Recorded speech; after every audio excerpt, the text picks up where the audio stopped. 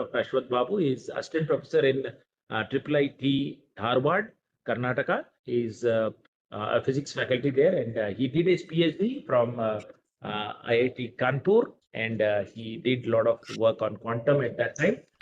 Good thing to note is from Ashwath Babu sir is from Andhra Pradesh, and he is from Hindupur, Anantapur district. So some of you who are from Rayalaseema, you'll be very happy to meet Ashwath Babu sir.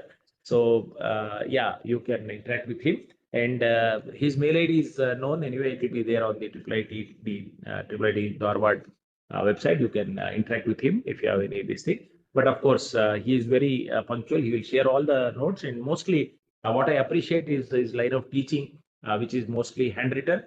So he uses one screen for writing the notes and one screen for speaking. So you will follow the lecture very this thing, and please use the chat for asking questions. He also follows the chat on another screen. So he is very interactive. So that way, and then he has taught, I would say, in all the courses. QT1 to QT7 also is going to speak. QT8 also is going to share. I think 10 also will be speaking. So most of the courses have his content with us. So you will continue to enjoy lectures by Dr. Ashwath Babu. So over to, yeah, please add. Yeah. If you are new to this course, you will understand that sir is not only excellent in the teaching only, he is also unparalleled in the other way. That means he is also co-founder and CTO of Anutantra, which is a quantum-based company. So you understand that he has his grasp in this field, in not only in teaching, he's also in the industry. So yeah, I think the participants will enjoy a lot from this. Yeah, one more point I wanted to add. I just remembered as Arka was mentioning, he is writing the book on quantum computation for AICT syllabus. So I think that book will also come shortly. And when he teaches QT05, he will teach from his own book. So hopefully by that time the book will come. Last time he shared a lot of material from that book. So happy learning from him. Over to you, Dr. Ashwin.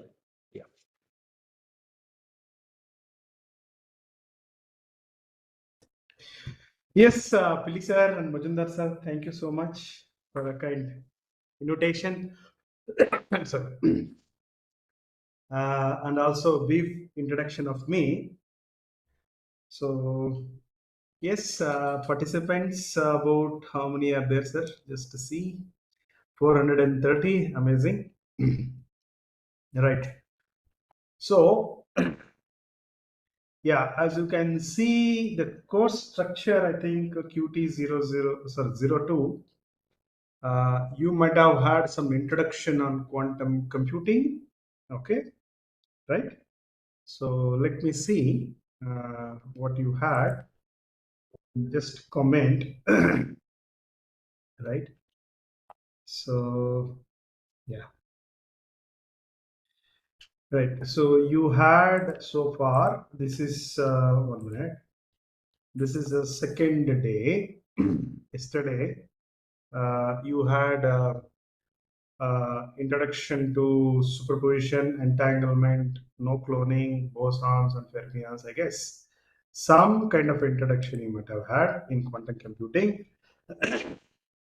So now the question is, you can simply ask yourself or you can ask me, why the hell we have to study statistical physics for quantum computing? Right? Okay. So that's the strange. So quantum computing has to do with at the most quantum physics. Okay. And it should deal with quantum physics or some physics, linear algebra, right? But why do I study quantum statistical physics? Okay. So there is an answer here with this PPT. Okay. Right. And this PPT would answer that question. And also at the one more thing, it's very important to know statistical physics if you are going to have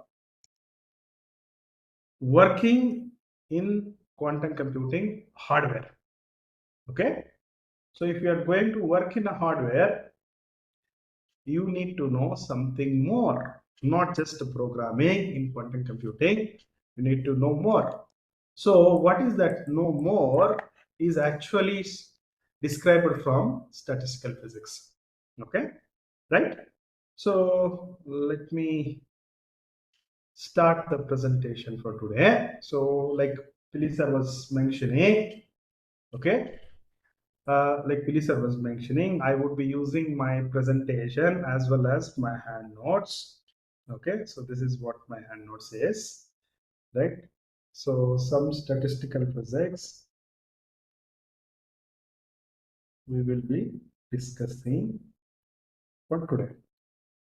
Okay, right? Wherever I would be needing my hand notes, I would use. Wherever I would be needing a presentation, I would use that presentation. Okay, right. Yeah, here if you can see, the the answer is given in this slide.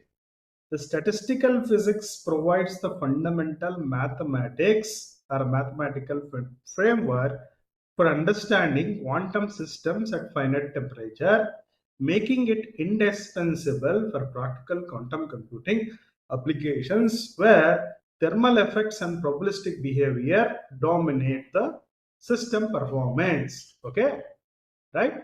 So there are so many things here. Okay, let me underline them. One for sure, probabilistic behavior, which is being introduced to you. Okay, so quantum systems by me, probabilistic behavior, number one. Number two is they're so much fragile, they're so sensitive. So they're so sensitive, even the room temperature around would disturb that. So there are thermal effects which would cause them to change. Okay, right? So apart from probabilistic behavior, they are very, very fragile. Because of that, there is a thermal effects around coming from the surrounding would come into the picture. Okay, that is one. Number one. Number two. Okay, and one more thing is, okay, the one more thing is these two things would dominate the system. Okay, right? And the systems, if I'm just taking quantum systems together, just like they are fragile, they each other would affect, right? The quantum systems would affect each other even at very finite temperature. Okay, right? So somebody who just programs for them probably may not be full-fledged requirement is not there to understand what is statistical physics, but somebody who actually wanted to work on actual hardware designing when it comes to quantum computer, okay, for them it is uttermost important. Okay, so all these things, the thermal effects, the probabilistic behavior, how it would change, right, as time progress, as it system interacts with the surrounding. So which is all actually covered in the statistical physics. It's a branch of physics which covers all these things. If you see, statistical in the sense is a probability, it's a chance, so that is there. So the moment you just say, okay, let me go shift to my, okay, the moment you say quantum qubit, okay, quantum bit, which is in short a qubit, just take, which is in fact a quantum state existing in superposition.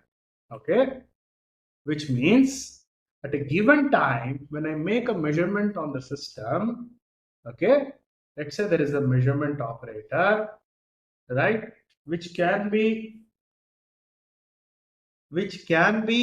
created out of the same basis elements. You see, there is a basis element 0 ket and 1 ket, the basis elements. For using them itself, we can construct a basis a measurement operator, which is 0 outer 0, m outer product.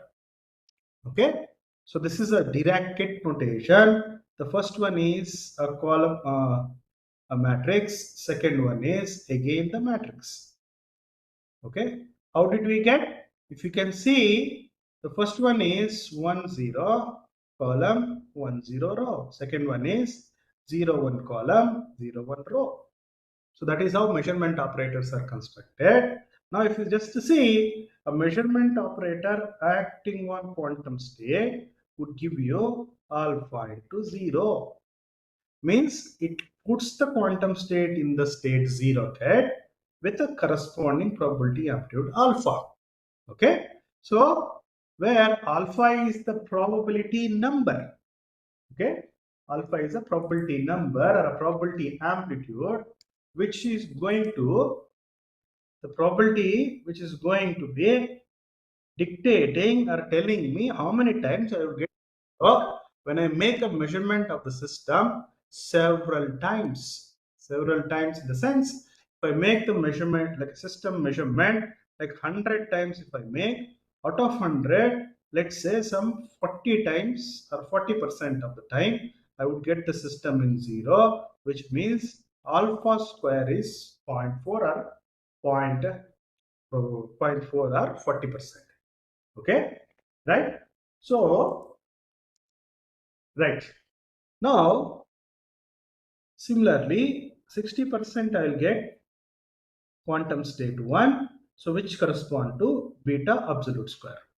Okay, so here is the probability alpha and beta are probability amplitudes, absolute alpha square, absolute beta square are probabilities. Okay, a system is probabilistic in nature. Now the question is, if I want to process, okay, the question is, if I want to process more than 2 bits of information, okay, which means I would be needing to process, let's say, 4 bits of information. There I will take 2 qubits. As we know, 2 into 2 is equal to 4 memory locations, which would be helpful for me to process the four data points. So which would allows me to process 4 data points. Okay. Similarly, if I want to process some generic n bits of information, how many bits I would be needing? 2 to the power of small n, so that I will have which is equal to capital N. So I would be needing n qubits to process, okay, n bits of information. Okay, right? Now if you see, we are seeing here, we are seeing what we are seeing here. We are seeing here n number of qubits interacting. Okay, that many number of qubits are interacting means, okay, so effect of one of them affects over, okay, q1, q2, q3, q4. There are 4 qubits. They're interacting. Some of them are not interacting directly. Okay, right? So if they're interacting, okay, so if they're interacting individually with each other, fine. If the interaction of one of them is affecting the other, I should understand, okay, so there is a need for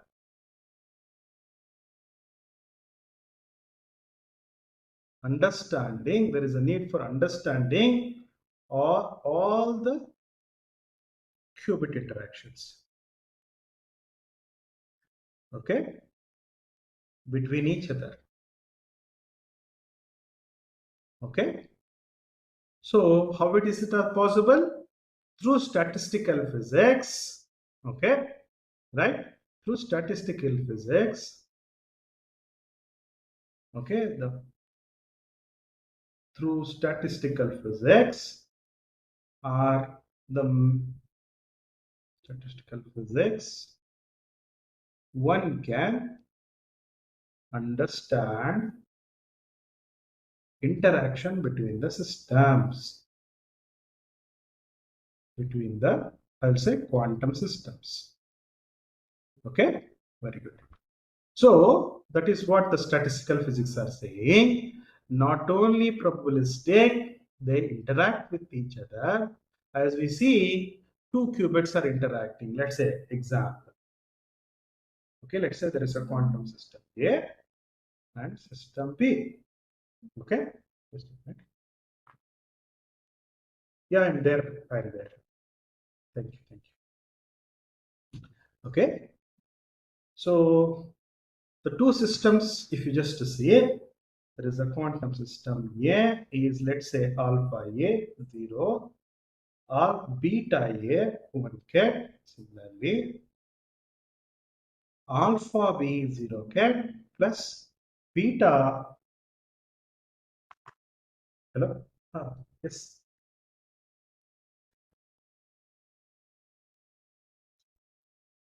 Okay. Yeah. Okay. Thank you.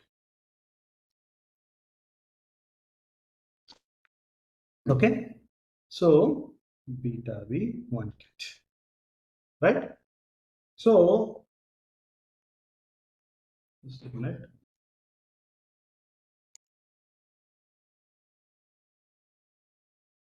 Yeah.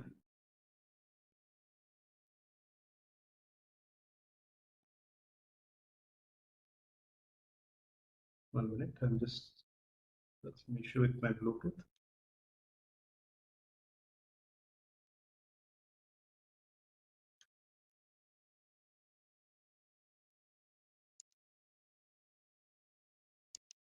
One minute. Just give me a minute. Okay. Just a minute.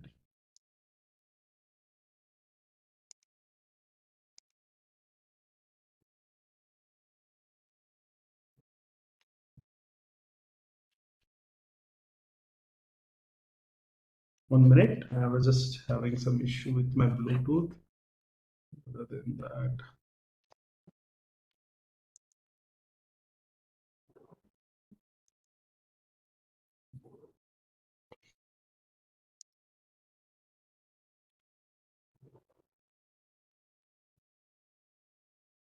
Yeah.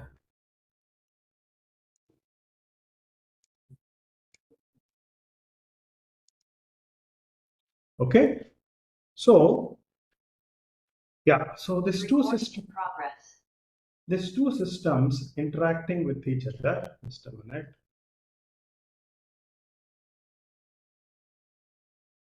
One minute.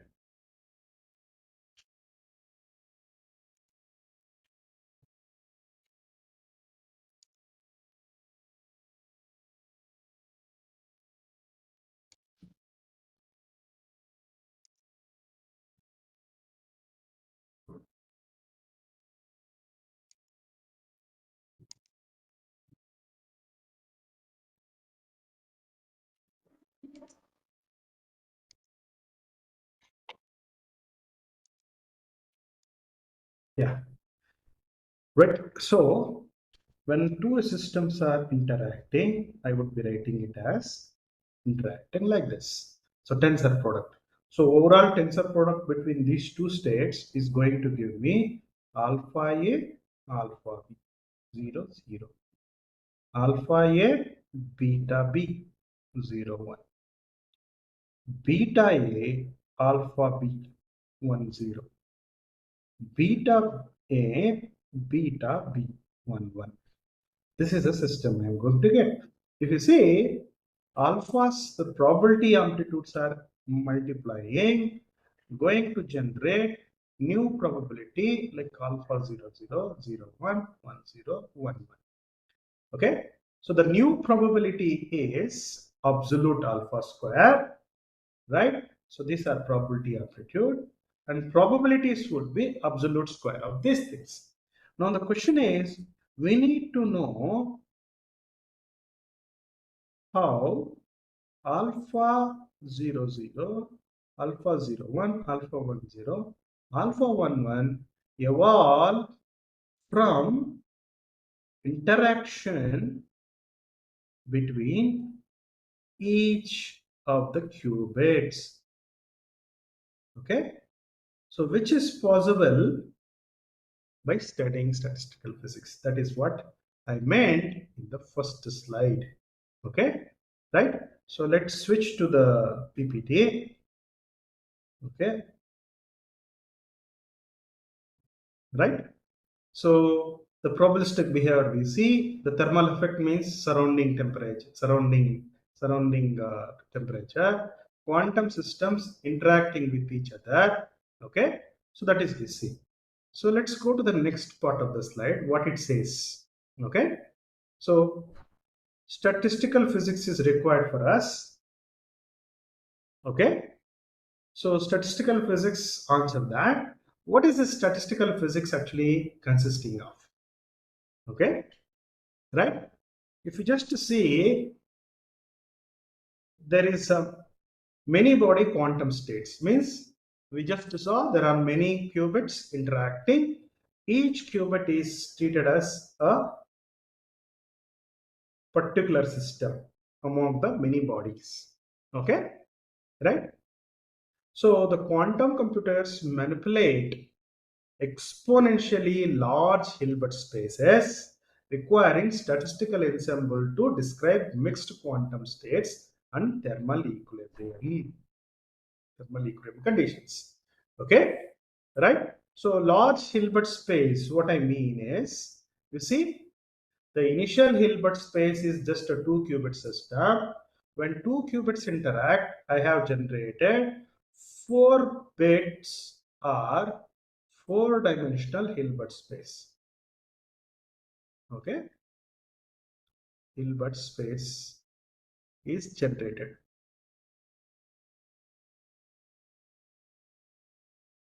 Okay,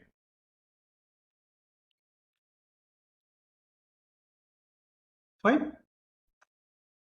Okay,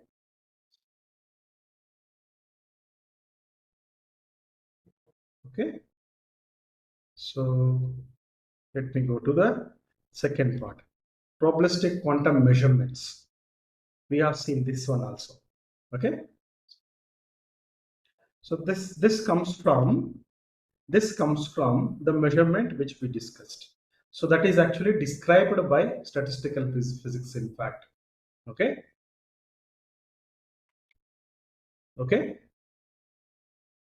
So statistical mechanics provides the Born rule of interpretation and expectation values of observables in thermodynamic environment. Okay. So let's try to understand in detail what is this.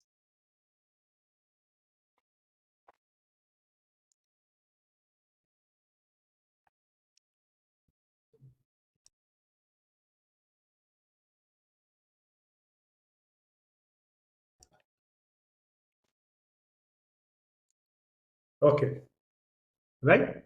So just earlier, I gave you a measurement tool M0 and M1, okay, and which are going to give me the measurement values. Now, what is the probability? How do I find the probability of system falling into zero? Is I just take a measurement operator. On the either side, I multiply it with the quantum state. If the quantum state is made up of 2 bits, I'll get the system falling into zero state. If you can see here, okay, so if the quantum state psi is alpha 0 plus beta 1, and this will give me absolute alpha square. How? You can cross check that. Right here, the quantum state Bray representation is alpha star beta star. Quantum state kit representation is the column alpha beta. Okay, so the P naught would be, right, P naught would be alpha star beta star 1 0 0, okay, alpha beta, right? This one gives me alpha star 0 0 alpha beta, which is absolute alpha square.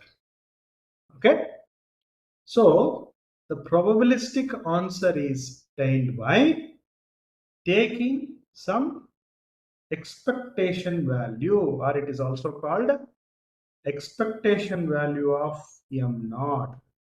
Okay, expectation value, it is called expectation value. Also, it is called as average value. Okay, it is just like you take the observation several times, you note down all the possible observation values and take the average of it. It will give you expectation value. This is a short notation. In fact, this is the actual expression. Okay, fine. So now if you see, the probabilistic measurements would give you expectation value. So that is actually comes from the fact of quantum statistical mechanics.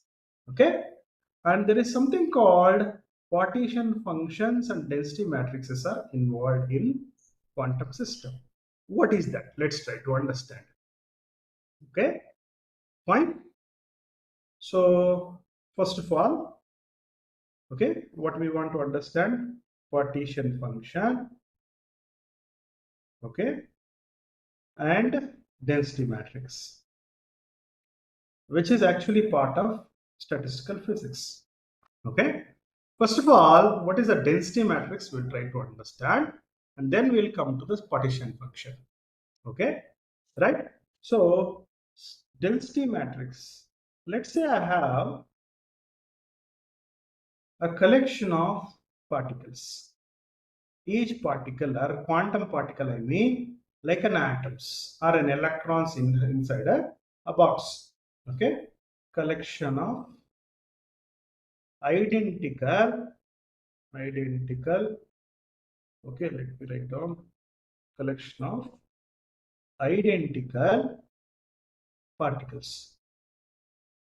Okay, so they are in quantum in nature, so I can represent them with a quantum state. Let's say there are two level atomic system. Okay, let's say each system is quantum state psi, two level atomic system. Now the problem is, if you, since they're so fragile, okay, so some of them are at the edges, they behave slightly deviated. Like what is the deviation? Yes, let's say there is a quantum system or a collection of quantum systems, like say in this group, okay, their probability amplitudes are in such a way 41% they exist in the ground, 59% they exist in the excited state. Okay, but what I need the all of them to behave 40%. See, ideal situation is 40% in the ground, 60% in the excited. That is what I want. But because of the interaction of the surrounding walls, there is a group which behaves slightly deviated from the actual ideal scenario. Okay, and there is one more, again it is slightly deviated, let's say 39% to 61%. Okay, so let's say they call it psi. Likewise, there is psi 3, there is another group psi 4, psi 5.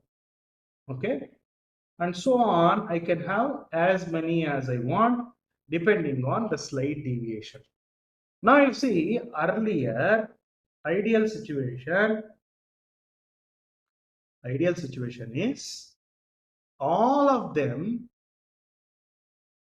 behave alike, means same, and represented by a quantum state. Psi is equal to alpha 0 plus beta 1, where alpha absolute square correspond to 40%, absolute beta square is correspond to 60%. That is the scenario. But because of the interaction or some other fragility of the system, there exist several groups of quantum systems, okay, several groups of quantum system, each group represented by is represented by quantum state psi 1, okay, and psi 2, psi 2, psi 3, and so on up to whatever number I have taken, let's say psi 7.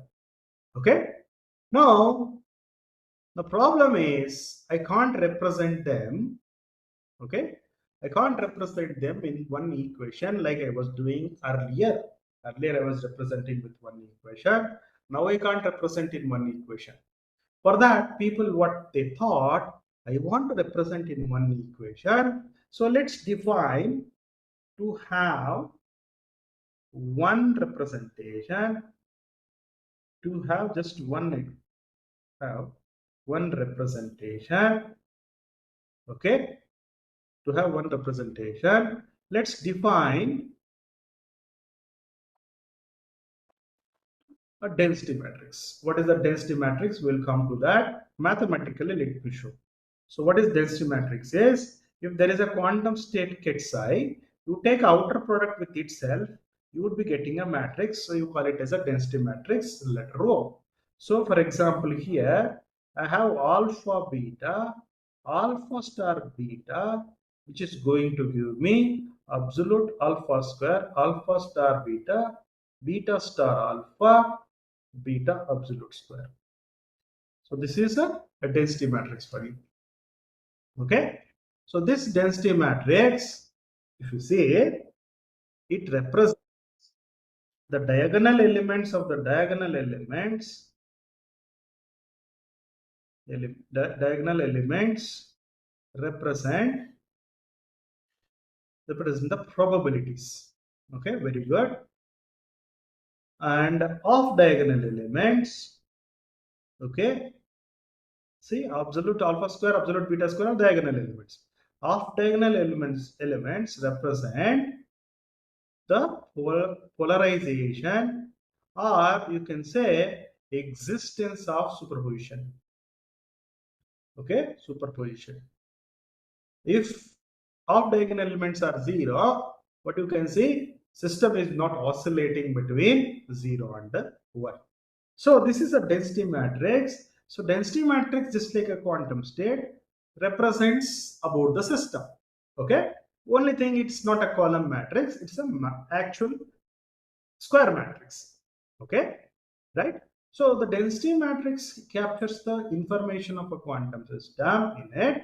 So now, can we use this density matrix representation to have representing the entire combination of this kind of a mixed system?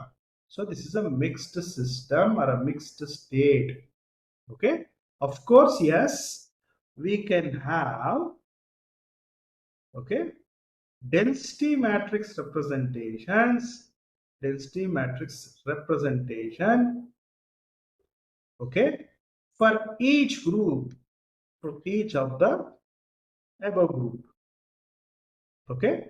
So if I do that, what I'll have is, I'll have row 1 is psi 1 outer psi 1, row 2 as psi 2 outer psi 2, and so on. Row 7, let's say row 7, psi 7 outer psi 7. Okay. So I'll have density matrix for each group. Now I want to have representation for overall matrix, overall system represented by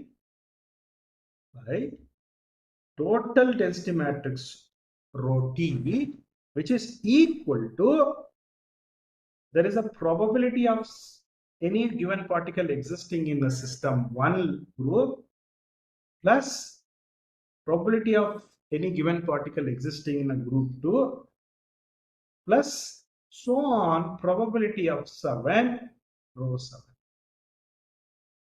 Okay, right? So this is a density matrix overall system representation. So this density matrix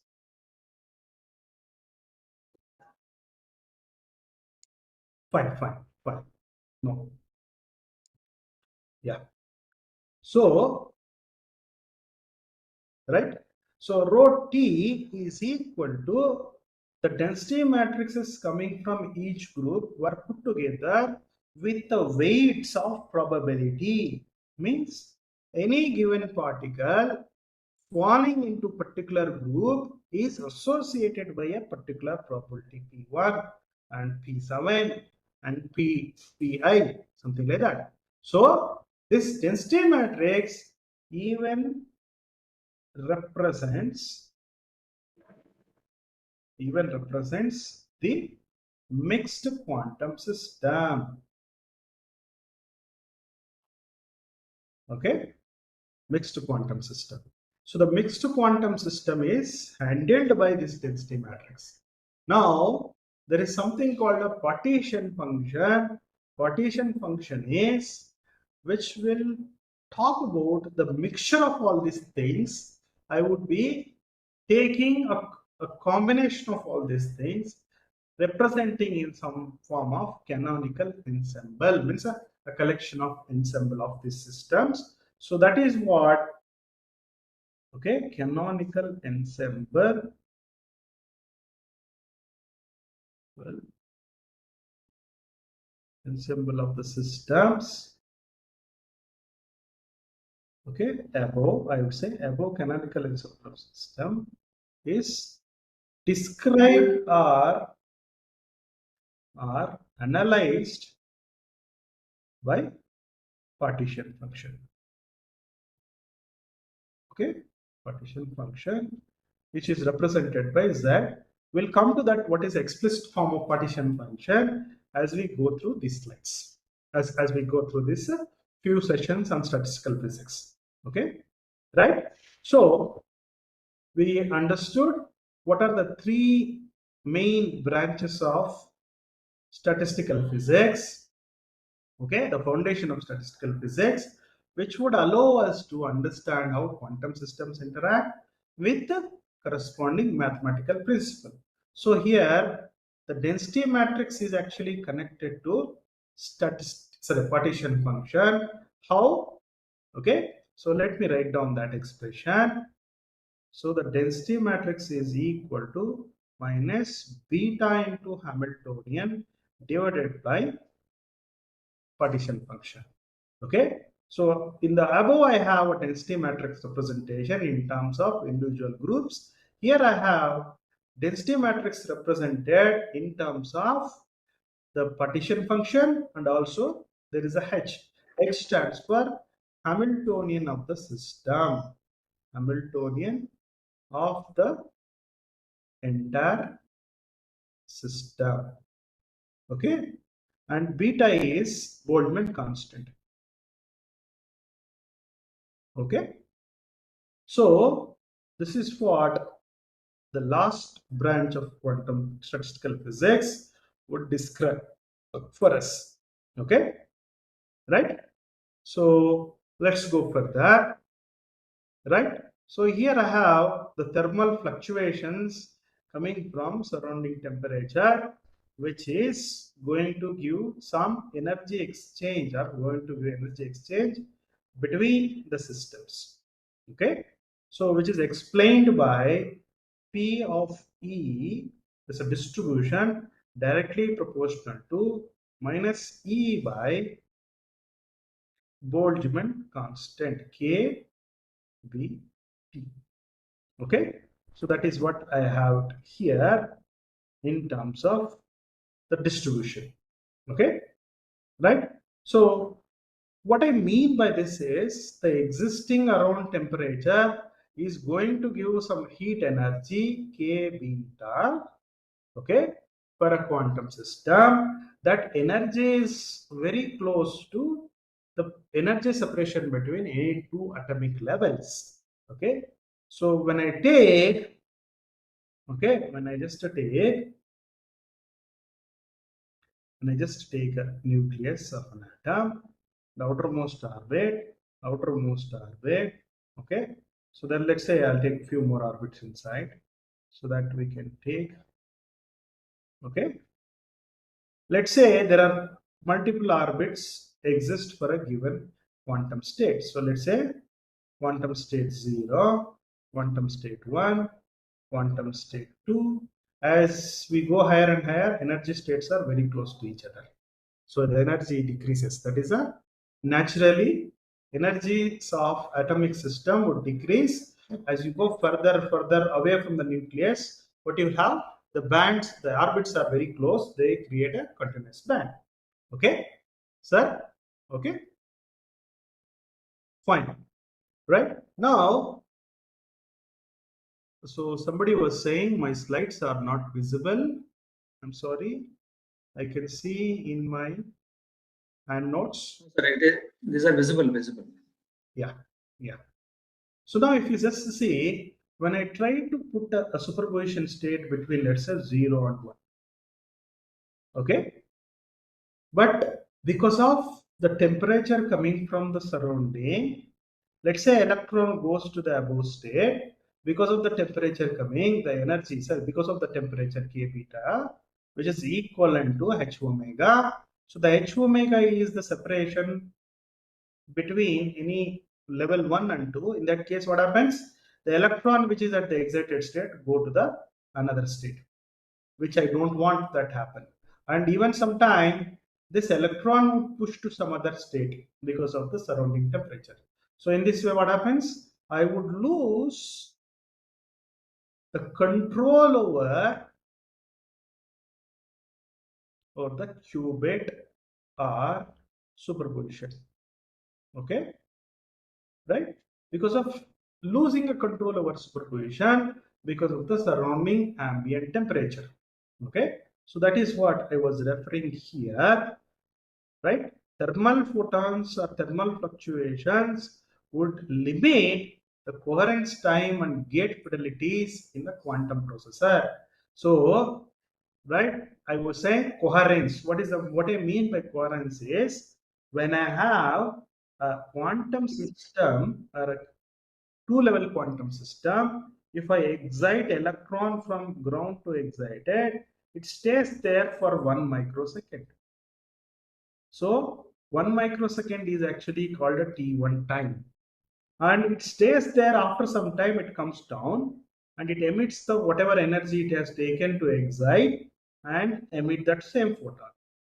Now the question is, I want to put back, I want to have a superposition. It's like fan wings are rotating.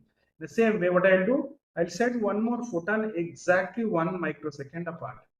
So in that case, what happens? The electron which came down again goes up, right? And I will place one more photon. What is actually I'm doing? I am placing a sequence of photons in a pulse, which is area is going to have a pi by 2. So pi by 2 pulse if I send, having so many equally spaced photons, will create a superposition or put the electron in oscillation between ground and excited. This is called a Rabi oscillation. Okay, so that is what the quantum qubit state for us. Now the question is, how long these oscillations would withstand? After some time, the oscillations will die out, right? So if I plot time versus oscillation, the oscillations would exist for some time and then dies down. So there is a time associated how long these oscillations are existing, that is called a T2 time. Okay, so the T1 and T2 are very important for me to have a superposition. If the T1 is smaller than what is actual the pulse sequence, I would lose the ability to put them in superposition. If the type T2 is oscillation time, that is less, again I would lose the superposition time. So T1 and T2 has to be perfect or adequate for the requirement. Okay, perfection is perfect needed. Okay, so this T1 and T2 together describe the coherence. What I mean by coherence is, if I just take 100 such qubits, all of them should behave in the same way, right? Let's say we took the ensemble of collection of atoms, but there is a slight deviation. Some of them vary with the probability amplitudes. Okay, so because of that, what happens? I would lose the coherence between them. It is just like we just take 10 people dancing on a stage. If few of them dance without any coordination, then it will be not appealing at all. So that is what I want to do, a quantum computation with large number of qubits. Some of them go out of the order, okay, then I would lose the ability to process the lot of information. So I have to truncate my information processing capability. Okay, right? So that is what my thermal fluctuation effect and decoherence modeling. So this is again little bit slightly advanced for you people. So how do I address the decoherence in mathematically? It is some kind of a differential equation. It is called a Lindblad master equation, which relates the rate of change of the quantum system, the density matrix variation, with respect to time to its Hamiltonian. Okay, and also there is some decay factors. So what are the decay factors? There is a decay of time t1 reducing, t2 reducing. Those things are connected by t1 is 1 over tau 1 and t2 is 1 over tau 2. These are the t1 and t2 are the decay rates. So those things are captured in this Lindblad operator calligraphy calc. Okay, so they have written like this. So overall decoherence modeling from statistical physics would allow me to encapture all the information and the dynamics of the system for the study. Okay, right. So quantum thermodynamics, what we will do, we just quickly conclude this part of the PPT and then we'll take a 5 minutes break. Okay, right? So quantum thermodynamics deals with quantum heat engines and work and entropy production, okay, and thermodynamical resource theory, okay. So if you just go through in detail, for example, quantum work fluctuation theorem relates microscopic reversibility to macroscopic irreversibility, crucial for understanding energy costs in quantum computation protocols. As you can see, quantum gates are reversible. They are microscopic, means they work on each qubit or multiple qubit. Okay, classical gates are irreversible. So they're actually acting on macroscopic system. Okay, so while working many quantum systems together may lead to a classical gate kind of operation or representation. There, how are we going to fluctuate or address these things together? Or whenever I needed, I would be needing to use quantum gate representation, and later I would be needing irreversible transformations. So there, how do we tackle these things is actually dealt with quantum thermodynamics. Okay, so that is how the statistical physics would help us to do. Right? So entropy and information theory. Okay. So entropy and information theory is, again, if I just take a collection of systems, right, there is a disorderness in the system because some of them are behaving differently. So the disorderness in the system is actually connected to entropy of the system. Okay, so the entropy of the system is actually captured from the density matrix itself. So that is what the von Neumann entropy S of rho is minus of rho's trace of rho log rho. Okay, so if I represent my quantum information using quantum system, I would not have a possibility to represent them in an orderly manner. So even if I represent them in orderly manner, there is a chance I may go out of order. Disorderness will. How much disorderness is actually coming in, we need to address. That is actually possible through von Neumann entropy, is a part of statistical physics. Okay, so there are other entanglement measure just like von Neumann entropy. Okay, so other entanglement measure is like Shannon entropy. And called Shannon entropy. There is something called concurrence. So all those things are there, entanglement measures. So let me write down Shannon entropy. Okay, concurrence. All those things are the entanglement measures. In fact, they come from statistical physics. Okay, just a minute.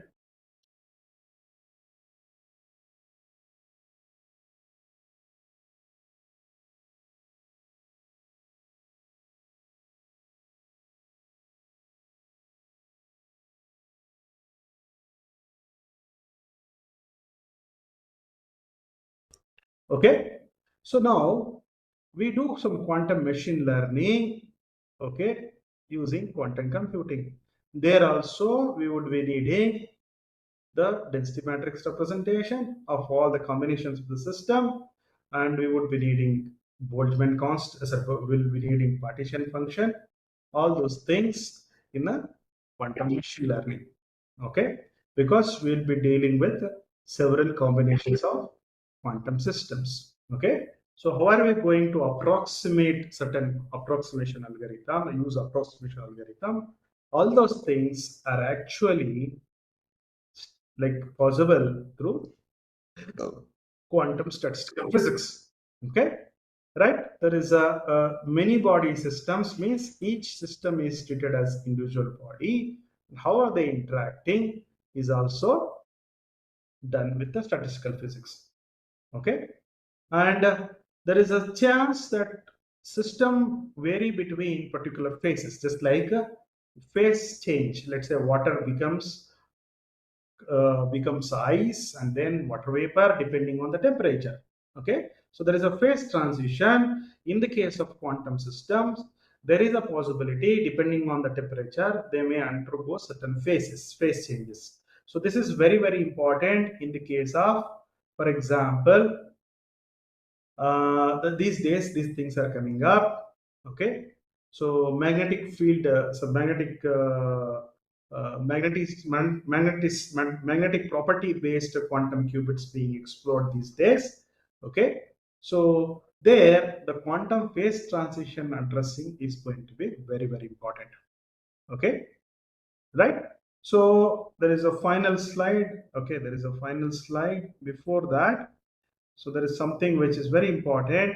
The operating temperature of the quantum systems is at 50 millikelvin. Like whatever we see these days, qubits which were inside a large cryogenic temperature. Okay, so that's a millikelvin, and what we want is a fidelity very close to 100 and coherent times up to 100 microseconds. Okay, so how do you design all these things? You have to analyze and study the system using all the laws of statistical physics. Okay, so that is what the conclusion I have from these slides. So key takeaways from this PPT is, okay, the statistical physics in quantum computing is very useful. It will allow the mastering the thermal effects of the system. Okay, it will allow me to look for new paradigms. Okay, and it will have a guiding hardware development. Okay, new hardware I can develop with all this study. So with this, let me conclude. Why do we need to study statistical physics for quantum computing? Is we have to understand how the systems interact, how they evolve. That is possible through statistical physics. Okay, right? So having this motivation for statistical physics, in the later session we'll understand more about statistical physics from very simple and like crux level we'll start. Okay, right? So there is a question here by Priyaji is asking, entropy will increase in the system, then how to reduce? Okay, it's a very good question, Priyaji. So entropy means disorderness in the system, right? It is a simple, if you just take an example, let's say the students are sitting in a classroom, you lock the room, okay, and you increase the temperature of the room. So initially they sat, later on the temperature increase, they go hypogeneously here and there. So increasing the temperature is creating some kind of uneasiness in the students. So they go here and there, try to figure out how to get out of the truth. Okay. The same story when I take a quantum system, if we increase the temperature of the system, right? Okay. So what happens? The system will try, the particles or the systems are trying to behave haphazardly. The only way to put the system in the orderly manner is cool down, okay, reduce the temperature. So that is the only way. That is why you see all the quantum computers these days, except photonic based, everything is actually needing a cooling to millikelvin. Whether you take NMR based quantum computing, whether you take a transmon or a superconducting based quantum computing, quantum hardware, all the places there is a temperature reduction. Okay, right? So I'll stop at this point. We'll take a quick break and we'll reassemble at 4:10. Okay.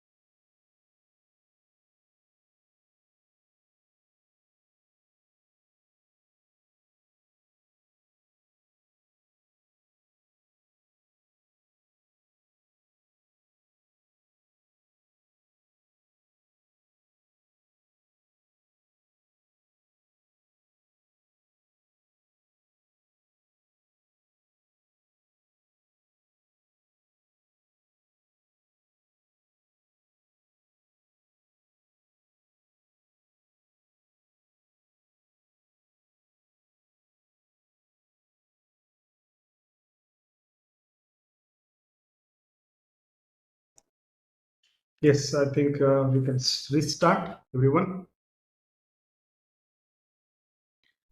Right. So now we have a motivation. Why do study the state of the statistical physics? So what we'll now do, we'll get into the statistical physics as such. Okay. Let's get into the statistical physics. Okay. Required, remember, required for quantum computing. Okay, required. Okay, so if you just see, quantum system is a system of a superposition, a qubit. Okay, so or it can be a quantum particle, right? So not only just one particle, we'll be having several particles. So let's consider collection of several particles. I would say quantum particles. So I would not every time say quantum. So there are particles, several particles. So those particles would interact, right? Strongly they may interact. Strongly interact. Or they may interact weakly also. Means, for example, if I just take particle in air, example, particle in gaseous form, okay, in gaseous form. So where the interaction is obviously very weak. So particles in solids or in liquids. Example, particles in solid or liquid phase. Okay. So there the interaction would be definitely strong. Okay, compared to the gaseous one.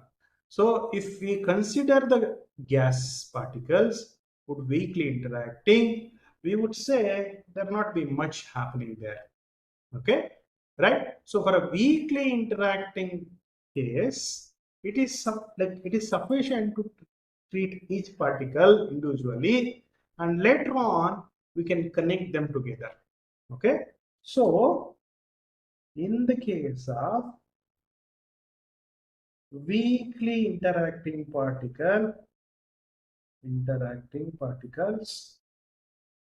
okay, what I will be doing, right? Weakly interaction, we can treat each particle individually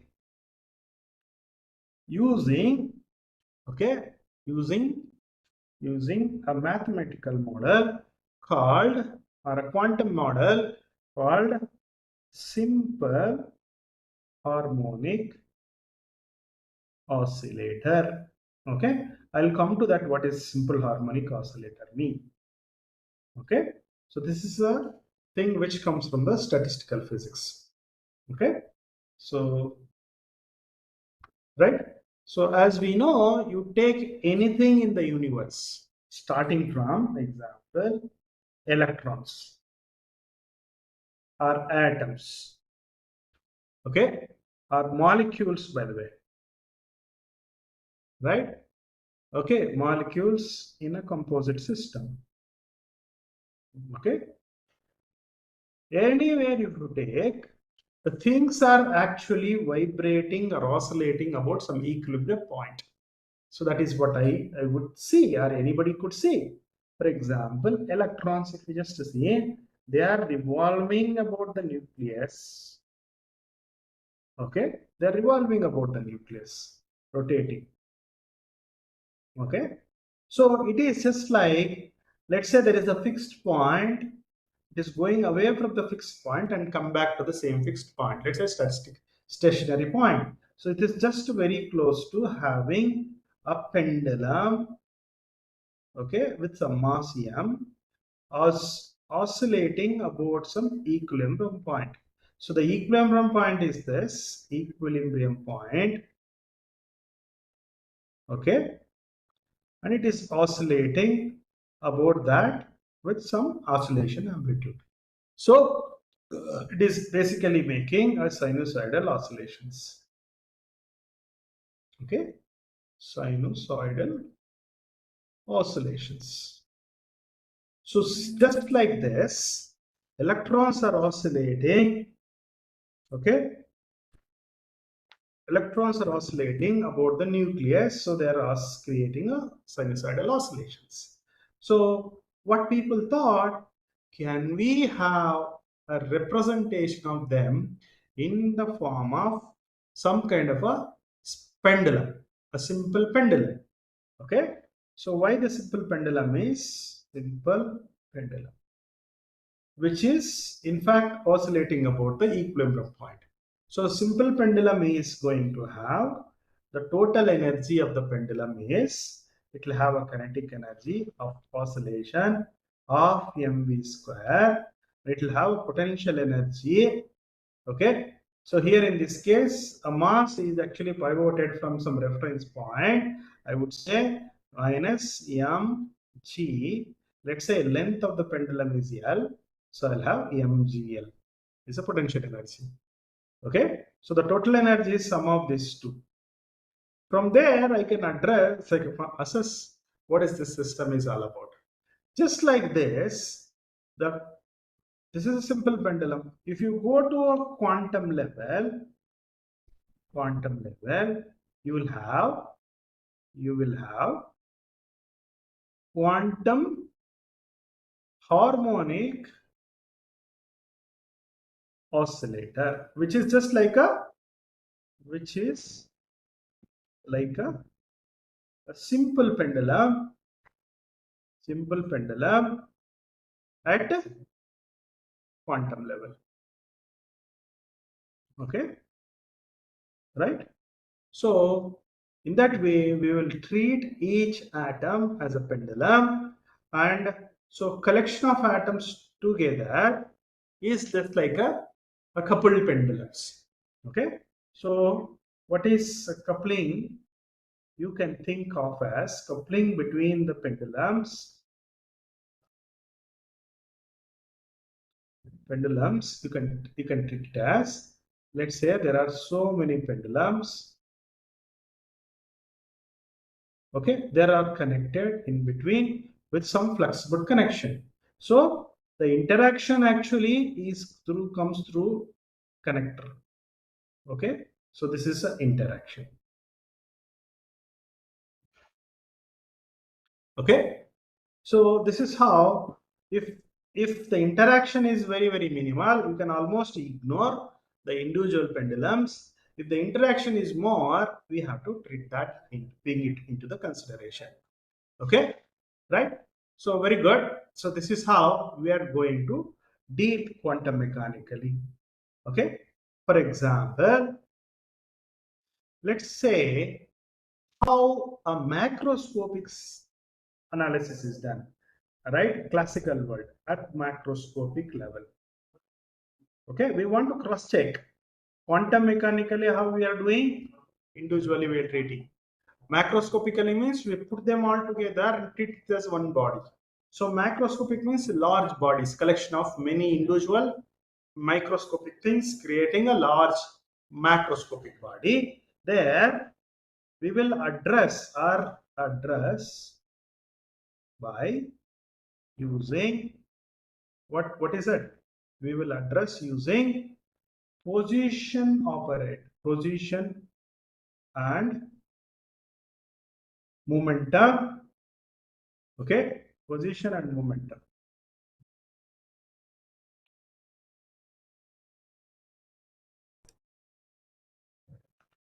Okay, so we address by position and momentum variables. Okay, so position and momentum variables which are represented by some qi and pi's. Okay, so where pi is actually mass of the particles multiplied by its velocity, linear momentum. Okay, so linear momentum, and where vi qi is positions. Okay, so they are like xi, yi, zi, next dimension, y dimension, and z dimension. Okay, right? So now what happens if the system is having a particular description of, okay, if the system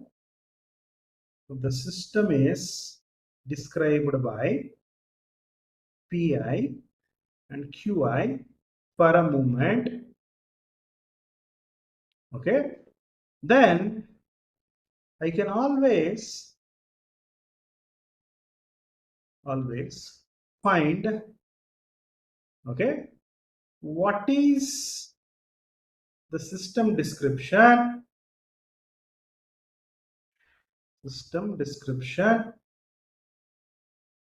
in slightly incremented time. What I mean is, let's say I know pi at some time t initial, qi at some t initial.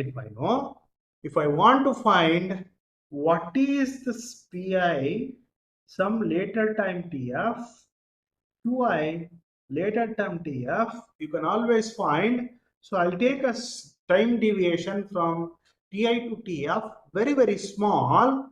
Okay, so small that t final would be simply equal to small change in pi. I will add small change in qi. I would be getting that final. That much only I will change in time. Okay, so macroscopically, which is possible. Now, when it comes to quantum mechanically, is it possible? So macroscopically, it is possible, right?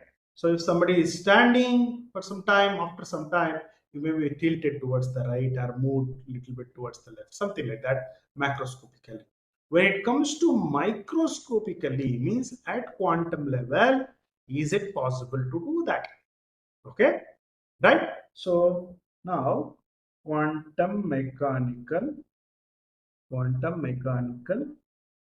level. Okay, so we will be using quantum mechanical state description at that point. Now there is a one catch here. Okay, what is that catch is, okay, so when I take the quantum systems,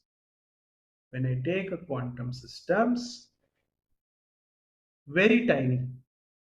How tiny? They're so tiny, right? They're going to exhibit a wave nature. Remember, it is not a wave. They exhibit the wave nature. That's all.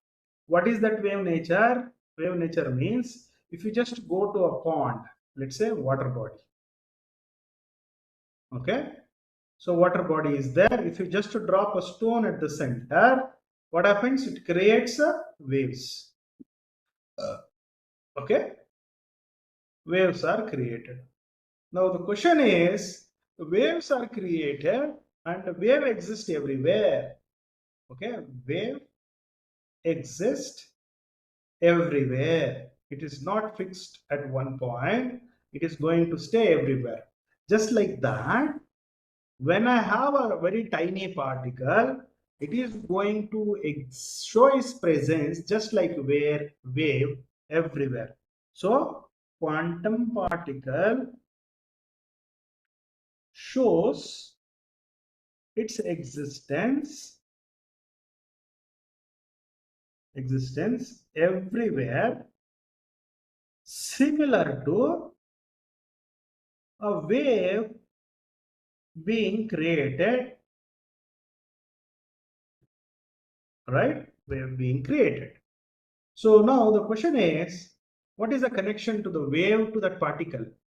Now, as we know, if the wave associated with the particle is, let's say like this. Okay, so there is some wave, let's say particle is confined between unidirectional box 0 to L. Now this is a wave associated to that particular particle. Then what you do is you just take absolute square of this wave. Let's say this is a wave quantum state psi, or let's say quantum state function, mathematical function in a sinusoidal wave. You take absolute square of it. So what you're going to get is you are going to get, let me take a different color. Okay, what you are going to get is you are going to get absolute square. Okay, so this is what, okay, so this is what absolute square of a wave.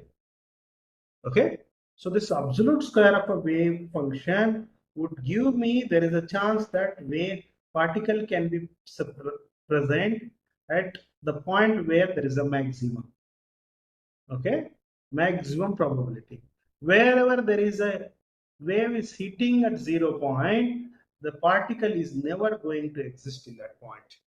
Okay, so the information of the particle and its positional information could be obtained from the absolute square of a wave function. Okay, right? Now that is one thing, and one more thing is the wavelength associated with that particle wave function is actually related to its size and its velocity. So Planck's constant divided by mass and divided by velocity. If I just take a mass of a particle just like an electron, which is about 10 to the power of minus 34 kilogram roughly, and velocity with which it can travel is 10 to the power of 8 meter per second. In that case, lambda comes out to be a few angstroms. That is 10 to the power of minus 10 meters, which is measurable wavelength. Okay.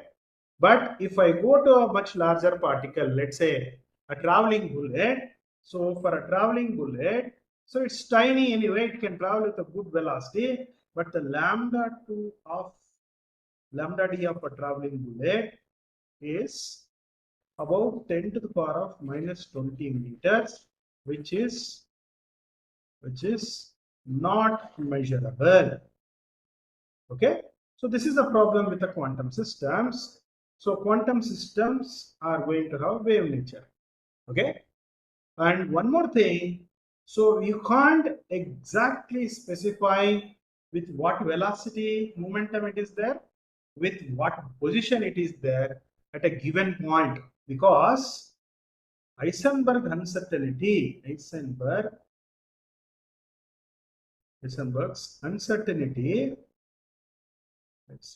says, okay, there is always a error in the position I will be making. There is always position and momentum error I will be making when I measure, which is always greater than Planck's constant divided by 2. So this is the uncertainty principle for you. Okay, so because of this, what happens? Okay, for example, if I can divide, okay, so if I can divide, let me write a qi, that is easy instead of xi. If I want to divide the entire variable of pi, okay, so pi's are, let's say, increasing in this direction, okay, and let's say qi's are increasing from horizontal direction, okay, like that. Okay, so at any given point, let's say system is existing at some point and later time it goes to somewhere else. Okay, so this is an initial position of a system, and this is a later time, later system state. Okay, now the system has moved from here to here. Okay, so it's moved from here to here. Now how does it move? Probability evolve into that position slowly. Okay, but how well I divided the each unit is a question. So each unit is actually obtained by taking delta Qi into delta Pi, which is some quantity, let's say some HI unit. Okay. Remember, this unit HI cannot be smaller than Planck's constant, which means this is always larger. Okay. So there is a problem here. The problem is I cannot exactly specify the position of a particle. Okay. And I can't specify where it is located in meter times with the accuracy. So there is always some error is happening as per the statistical physics, as per the even quantum physics. Okay. So in the quantum physics, what people thought, okay, to make it more complete, so let's take a quantum system. Along with the position, you take a momentum, okay, and also represent this particles, the spin, okay, let's say spin. So there are so many particles, and there are so other degrees of freedom will be there. All those things we can take it into consideration, and will represent the quantum system using all the variables in the operator form. We will put a hat over everything, all the variables, so that becomes a quantum mechanical operators. Okay, quantum mechanical operators, position operator, momentum operator, right? This is a spin operator. Okay, so spin operators are something which tells me whether the system is having the spin degree of freedom is there or not. Let's say if I just take the rotational degree of freedom of the electron is revolving about the nucleus, that is the rotational spin degree of the freedom, or some degree of freedom. If the nucleus is rotating about itself, that is its own spin angular momentum. Okay, right? So that is how we are going to define the quantum systems. Now, so in a classical physics, right? Classical physics, okay, if there is a particle of mass m which is affected by some force, is going to create an acceleration, okay, which is defined by Newton's second law, F is equal to ma. Okay, so classical physics, the dynamics of the system,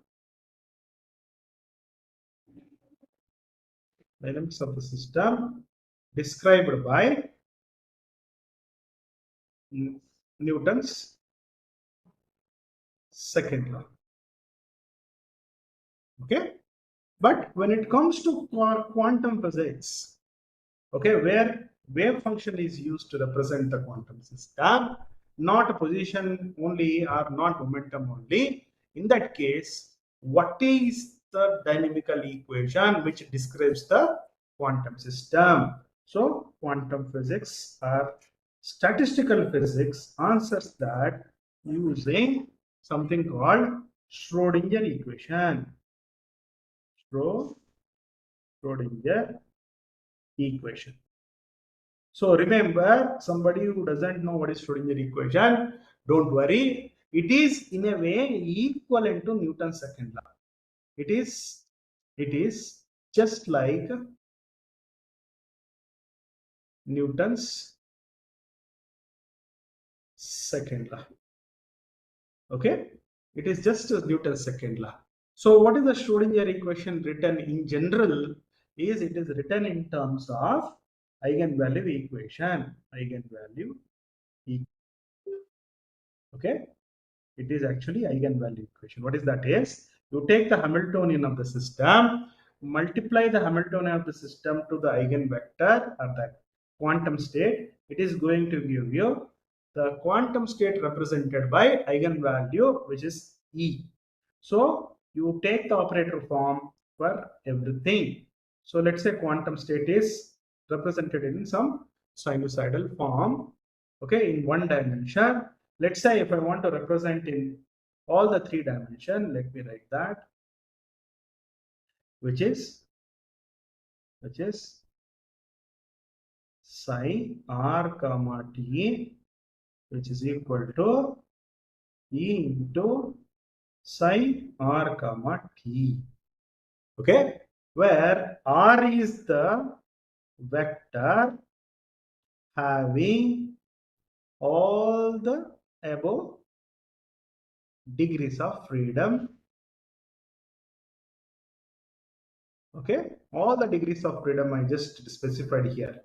You see what are the degrees of freedom? Qi, Pi, spin degrees of freedom, and every other degrees of freedom were captured in the R.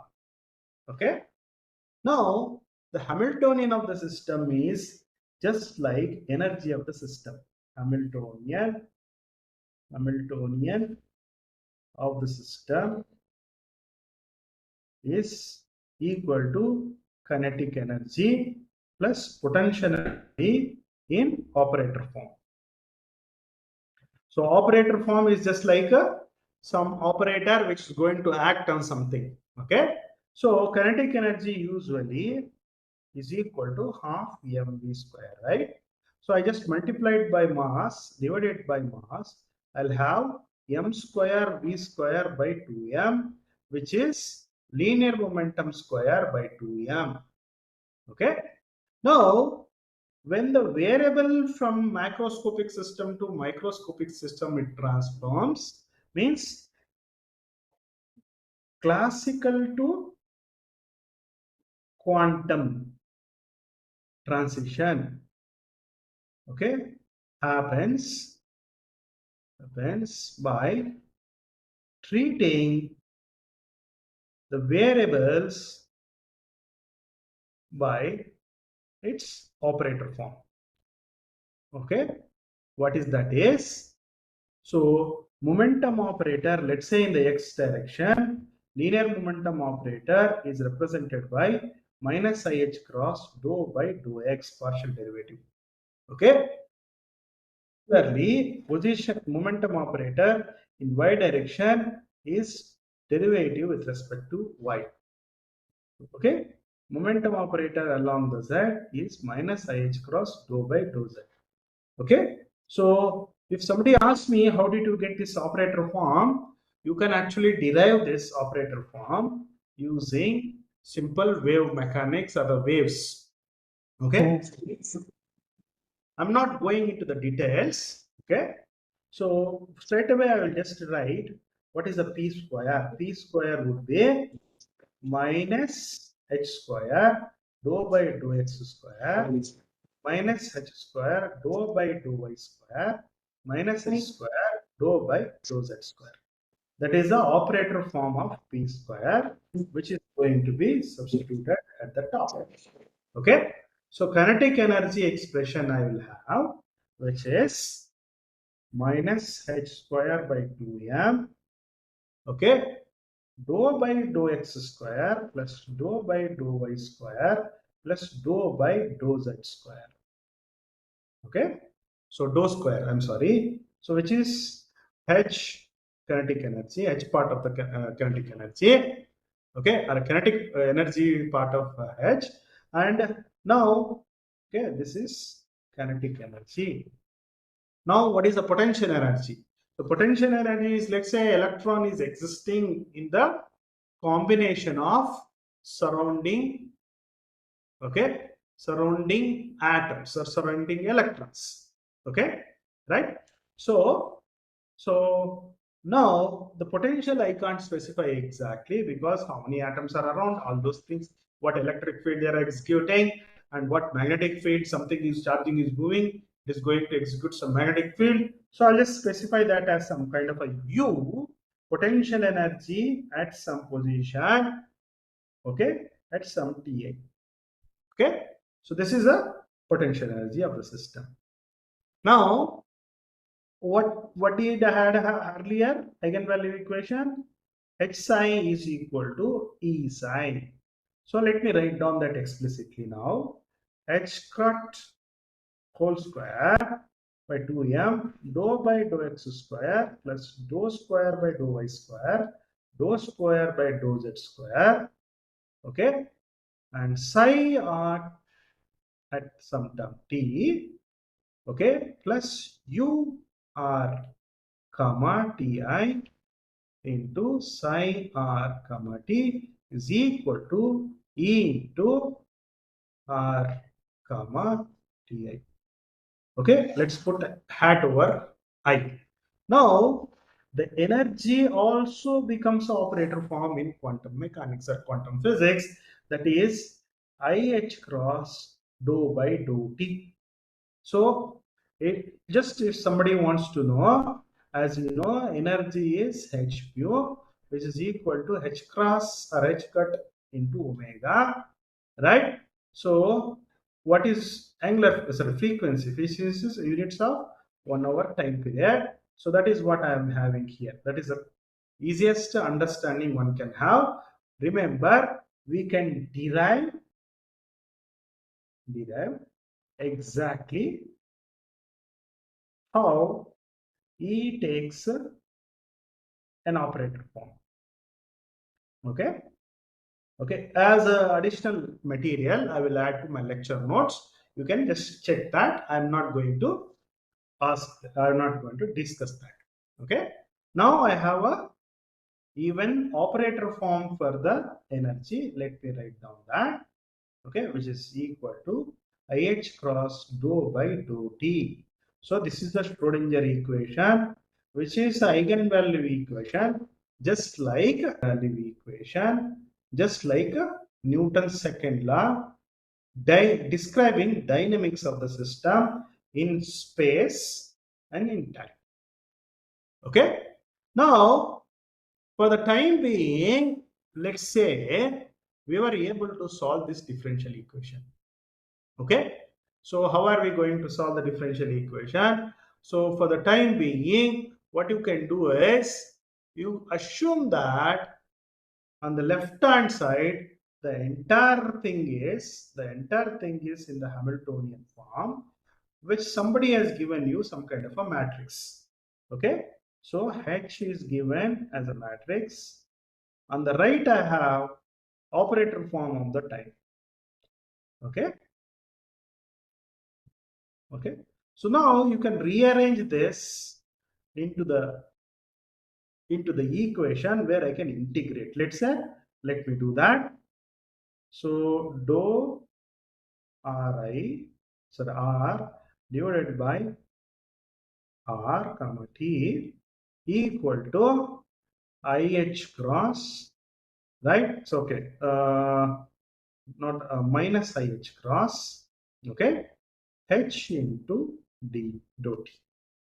When you integrate, what you get is on the left hand side we get a log or a natural log of psi r comma t, where let's say time running from some 0 to t is equal to minus IH cross into t. Okay.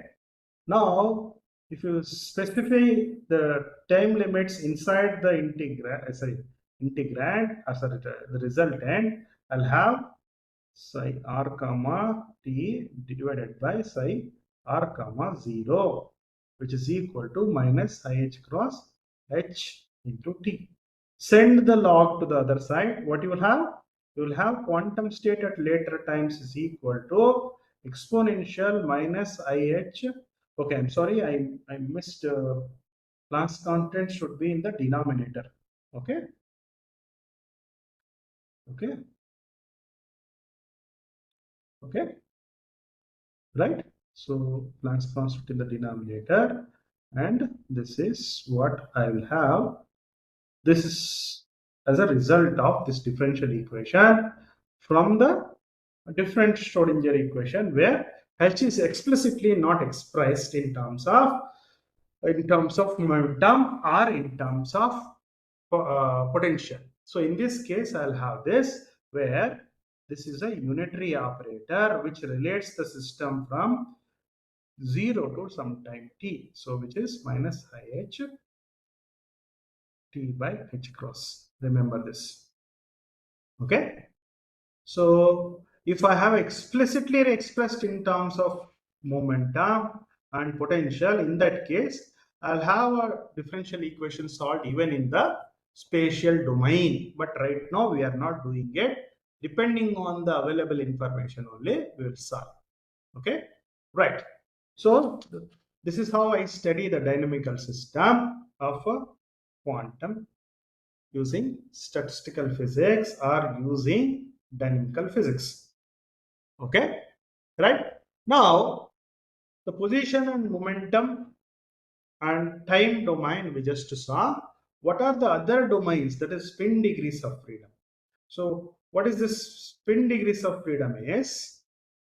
The spin degrees of freedom is the system is having spin plus half or minus half. Okay, so actual intrinsic spin magnetic momentum is actual intrinsic spin magnetic moment. Magnetic moment would be half into Planck's constant. Okay, so ms stands for plus half, means spin up. Ms is equal to minus half, means spin down system. Okay, it is just like the electron revolving in a clockwise direction or anti-clockwise direction. Okay, so this is anti-clock, this is a clock, electron revolving in the clockwise. So for us, usually we take a thumb rule. The curling of a finger shows the direction of positive charges motion, and thumb would show the direction of the momentum. Okay, right? So angular momentum, I mean. So the spin here in this particular case, right now, for the anti-clockwise, so you show the positive charges would be moving in opposite direction, opposite to the motion of the electron, and thumb would show into the surface. So into the surface is represented by cross mark. So the angular momentum is into the surface. Okay, right? And here angular momentum is out of the surface. Out of the surface. Okay, right? So if I take out of the surface is a plus half h card, here it is a minus half h card or h bar for the ms value, the degrees of freedom in the quantum system description. Okay, so as such, there is no dynamical variable or a derivative with respect to spin. Only derivatives exist with the space and time. So we will not worry about the derivative with respect to the spin variable in the case of quantum systems. Okay, now, okay, and since I want to solve explicit Schrodinger equation, okay, so not just only time derivative, let's say I want to involve the spatial derivative, which is very difficult to do, but there are shortcuts to do. Let's take an electron in an atom, okay, where the quantum particle is confined within an atom. What is the confinement? Electron can jump into n equal to 0 level or exist in n equal to 0, jump to n equal to 1, jump n equal to 2, and so on n equal to 3. It can jump between these two levels, these few levels. So what we do? We will convert this Schrodinger equation into harmonic oscillator form, that is called quantum harmonic oscillator. Quantum harmonic oscillator. Okay, the moment you convert to quantum harmonic oscillator, what happens is the energies with this which the system could exist is obtained as E of n, where n stands for the orbit number. So energy in each orbit is simply equal to n plus half into h cut omega, where omega is the angular frequency with which the system is rotating in that particular orbit. Okay, So the angular frequency is related to angular momentum and the velocity of the system. Remember that. Okay. So where here n is called a principal. Okay, it's called principal quantum number. Okay. So principal quantum number of the system would describe where the system is existing in a given time. So if there are n particles, I am considering to do a quantum computing. Okay. So there may exist n1 in principal quantum number with n1, so n2 and so on, nn. Okay. So where does the nth particle would exist, where does the second particle would exist, or the electron would exist, is specified by the principal quantum numbers of specific particle. Okay, very important, right? Fine. Now, so just here I was talking in terms of particle inside an atom or electron inside an atom. Let's say if I just take the electron outside, electron taken out, okay, taken out and put into a box of zero potential. Okay, it is easier now. Okay, zero potential. What I'll take, I'll knock the electron out of the atom and put it inside a box. And remember, this box is not like a two-dimensional box. Let me draw a one-dimensional box. What is that one-dimensional box is? Electron would only able to move left or right in this one-dimensional box, where position x equal to 0, x is equal to 1, only between these positions the particle would exist. Okay. Now, in this case, just now I said the potential inside a box, potential inside the box is 0. Okay, is 0. Potential is inside the box is 0. Right, U is 0. In that case, how should we deal with this system? Now let me write down the Schrodinger equation explicitly now. H square by 2m dou square by dou x square dou square by dou y square dou square by dou z square, quantum state in 3 dimension x, y and z, but here the system is only can move in x direction, so I'll not worry about variation in the x direction, variation in the z direction I'll not worry, so which is simply equal to E into psi of x. Okay. Now let's say if it is allowed to move in x and y direction, I have to bring these things into the picture. Okay.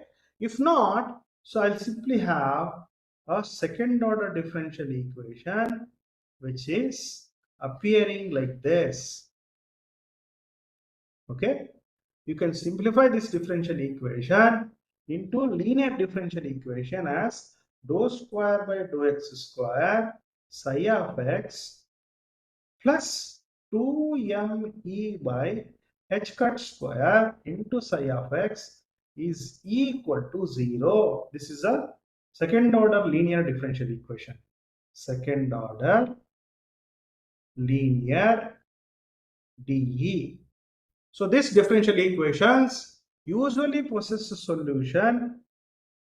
These DE possess sinusoidal solutions. Okay. Now the question is, for sure these solutions will have some A into sin kx solutions. What is the k here? K is square root of, or k square, let me say k square. K square is some kind of a propagation vector which is equal to 2me by h square. Okay. If you want what is a k, you can just take a square root. Okay. Now, if you just see this sinusoidal differential equation solutions, now if I plot, okay, so it is going to give you a nice sinusoidal solutions. Now, if you just see at the boundaries, the particle is not going to exist because it's a wave function is going to cease to exist there. Means wave function is having no deviation. So at x is equal to 0, x is equal to L.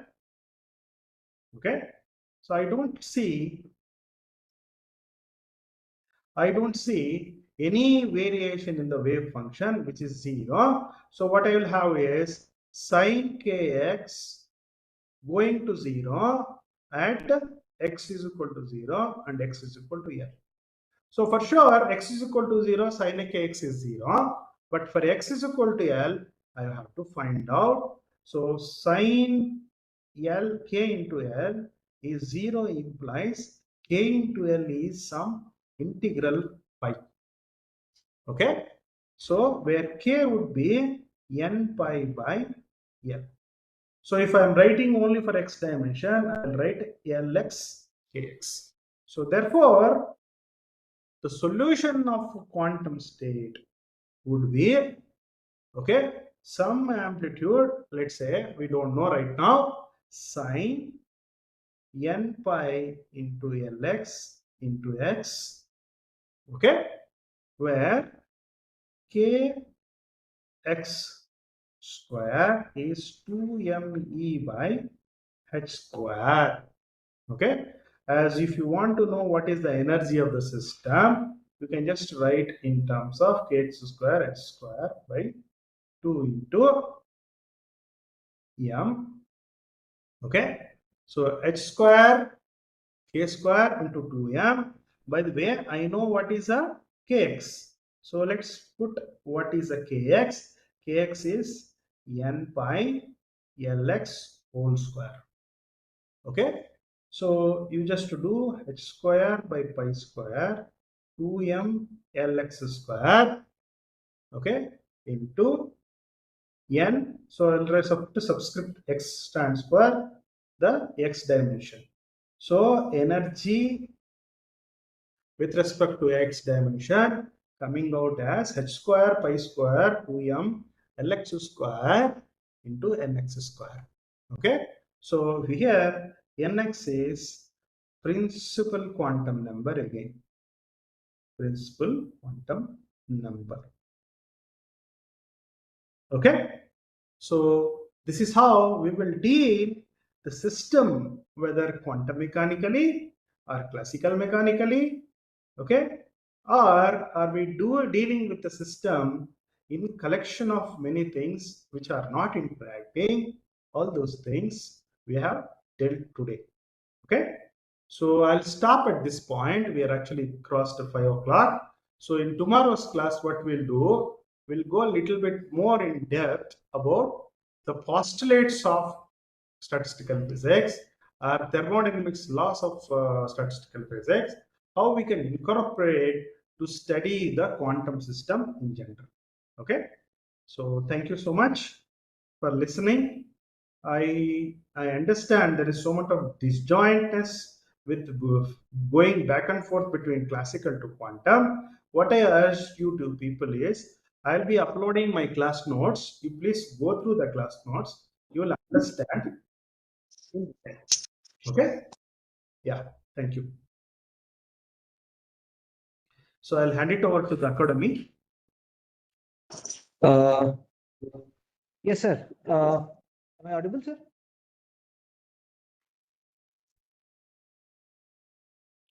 Any questions, you can post it. I will be happy to answer.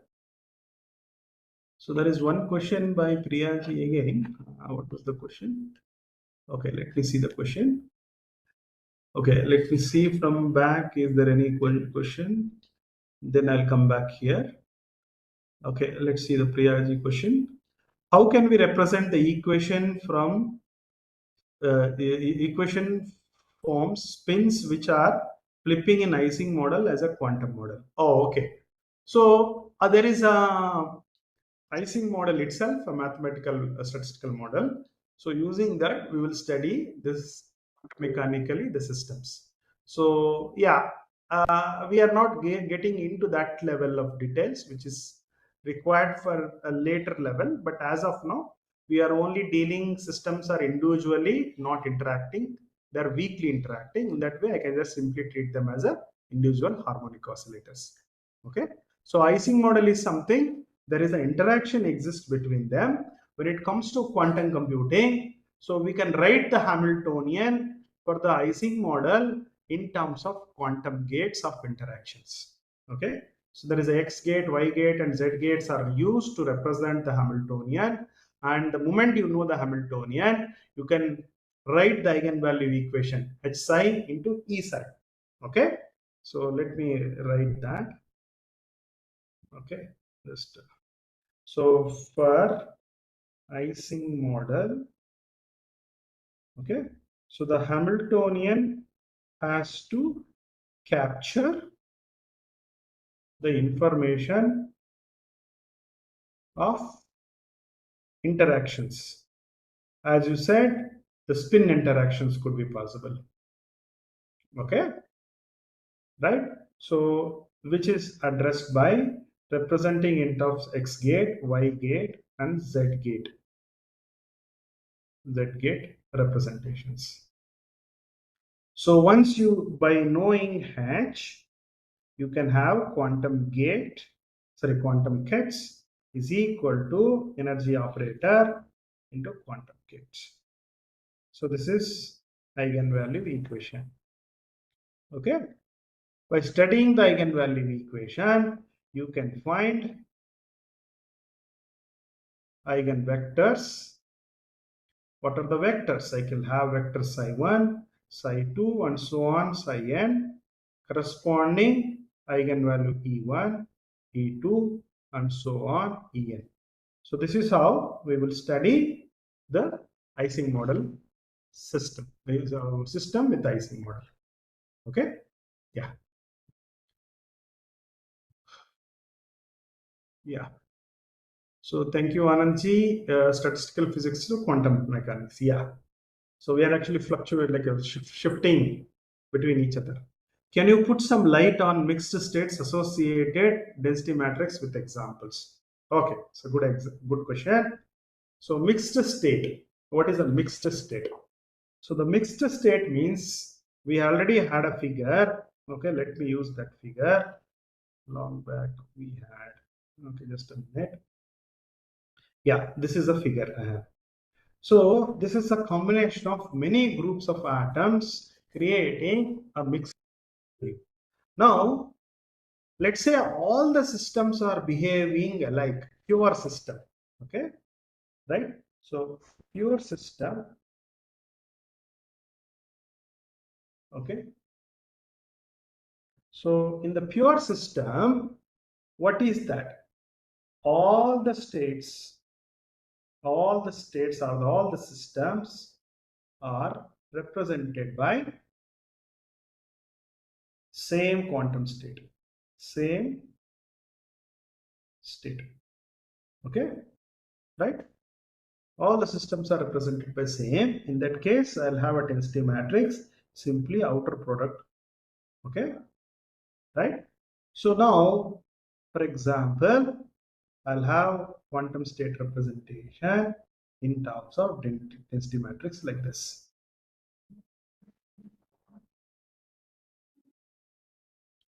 Okay, now what you see is a mixed state with a combination of various density matrices, where I runs from, let's say, 1 to n groups. Various n groups are there. In this case, if you just say, if you try to find the square of a density matrix, okay, so here in this case, the square of a density matrix is actually density matrix as it is. You know why? In a pure system, if you just take rho into rho is, okay, so the inner product between system with itself is 1. So I end up with outer product between quantum state to quantum state, rho. But when it comes to mixed quantum states, which is not equal to, it's shown density matrix. The square of a density matrix is not equal to density matrix. So that is the one way of saying system is not mixed, sorry, not pure. Okay. So in the pure case, what are so in the pure case, I would say system is existing in only one form. In a mixed case, what I see, system would exist in various combinations. So the example which you asked me is, let's say I take here there itself, there is a one group of system behaving with 40% and 60% ground and excited. There is another system 41%, 59%. There is another system, a group of systems 42, 58. So likewise, I have so many combinations of groups of atoms, group 1, group 2, group 3. Okay, quantum set psi1, quantum set psi2, quantum set psi3. So all together creates a large density matrix rho, where the system to fall into particular density is given by probability P1, probability P2, and probability P3. So that is what the mixed states and the density matrix associated with that mixed state. Why the density is coming, the word density is coming means what is the chance of a particular atom, if I pick by closing my eyes, what is the chance of that is falling into a particular dense of group, that is where it is called a density matrix. So now density matrix is coming, I'm actually getting outer product leading us to a matrix. So that's why the matrix word is coming mathematically. Okay. So the real world example would be a qubits which you have taken. Some of the qubits are not behaving as per your requirement, and some are behaving. That is a real world example of mixed quantum system represented by a density matrix. Okay.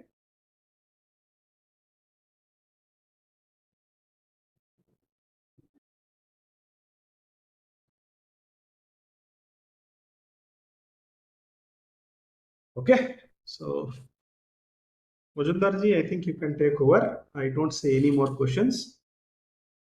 Yes, sir. I think most of the questions are already considered. So thank you very much, sir. Actually, I have seen the comments continuously. The students have been very much engaged with your session and they have really enjoyed. We also here, our students are also sitting here. We also enjoyed. So thank you very much, sir. By the way, for tomorrow's session, I think we'll start at 3:30, sir, because you will have Yeah. other engagement, right? So Tomorrow, tomorrow I will be joining at 3:30 sharp. So yes. maybe you can wait for 5 minutes. 2:30, sorry, 3:30 or 3:35 will start. Okay. Right, sir. That would be fine. So Yeah. participants kindly note tomorrow's time change. It's only for tomorrow. It would be 3:30, but plus minus 5 minutes we can consider. So that's that, and other things we have already discussed. So thank you once again, sir, and we'll see you tomorrow with another very engaging session and important session to be precise. So we'll see you tomorrow. Thank you, sir. Yeah. Thank you once again.